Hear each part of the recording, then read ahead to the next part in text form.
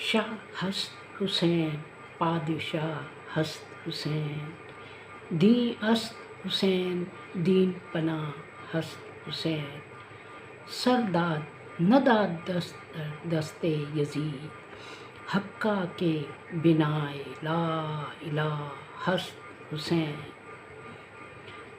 حسین بادشاہ ہیں، حسین بادشاہوں کی اولاد ہے، حسین دین ہیں اور دین کی پناہ ہیں۔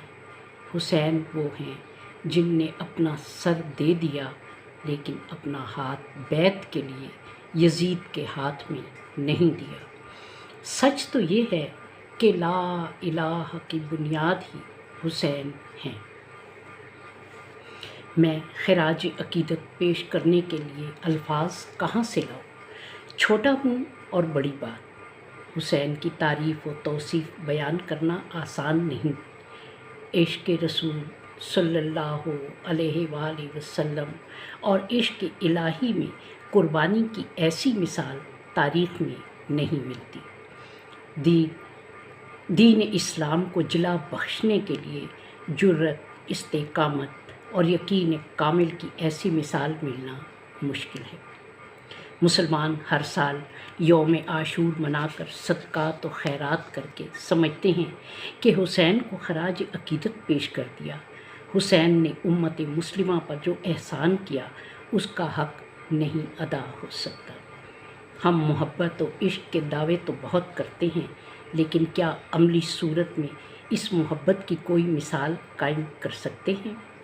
دین کی سرخ روئی کے لیے حضرت امام حسین علیہ السلام نے اپنے مقدس سر اور اپنے پاکیزہ و معطر خاندان کی قربانی دی، اپنی اولاد تک کو اللہ کے راستے میں بلا خوف و خطر اور اندیشوں کے قربان کر دیا۔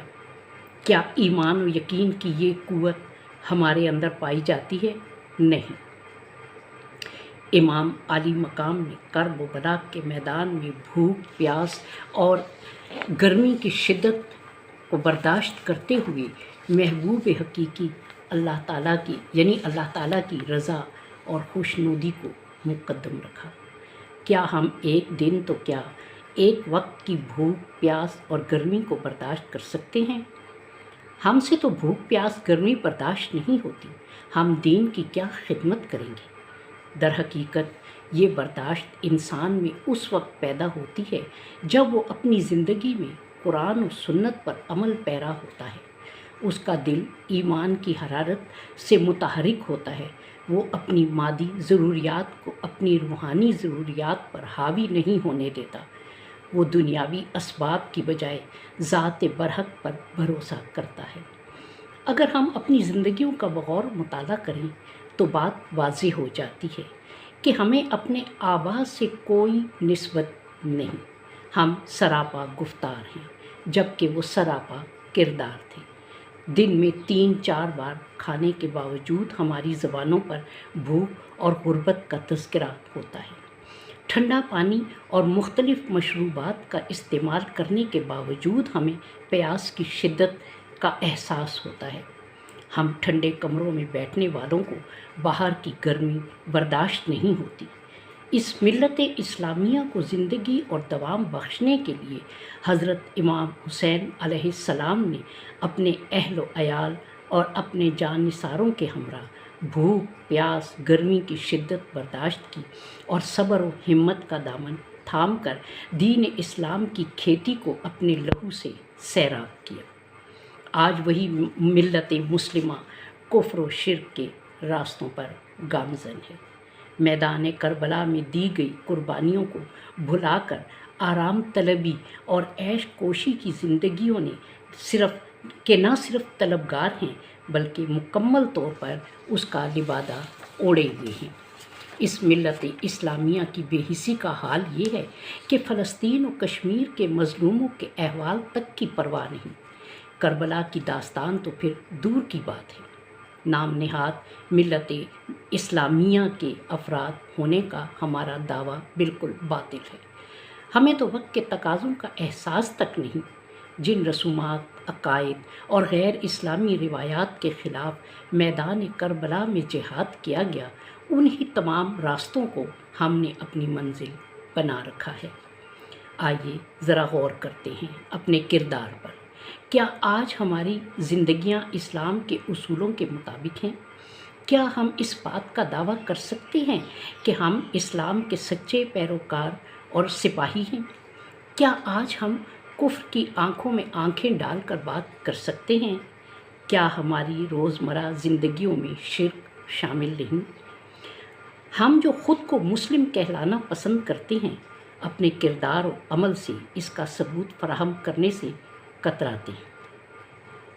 میرا جہاں تک خیال ہے، ان میں سے کوئی بات بھی ہم نہیں جھٹلا سکتے۔ افسوس کی بات یہ ہے، ہم کیسے مسلمان ہیں؟ ہم اسلام کی سربلندی کے لیے کیا کر رہے ہیں؟ ہمیں تو اس بات کا بھی شعور نہیں کہ ہمارا کھانا پینا حلال ہے یا حرام۔ ہمارا نظام معیشت سودی نظام کے تحت چل رہا ہے۔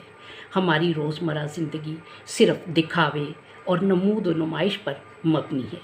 ہمیں عادت ہو چکی ہے مرغن اور زیادہ سے زیادہ کھانے کی، قیمتی اور عمدہ لباس پہننے کی، اپنی اولاد کو نرم و نازک بچھونوں پر سلانے اور ہر طرح کی سہولیات اور آرام فراہم کرنے کی، انگریزی تعلیم دلوانے کی۔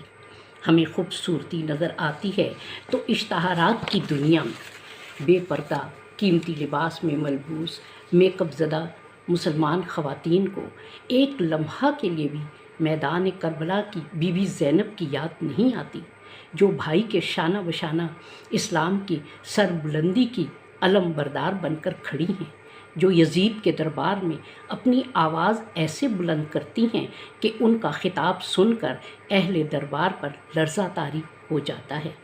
آج آزادی کے نعرے بلند کرنے والی مسلم خواتین خود اپنے گھروں میں اصلاحات نافذ نہیں کر سکتی۔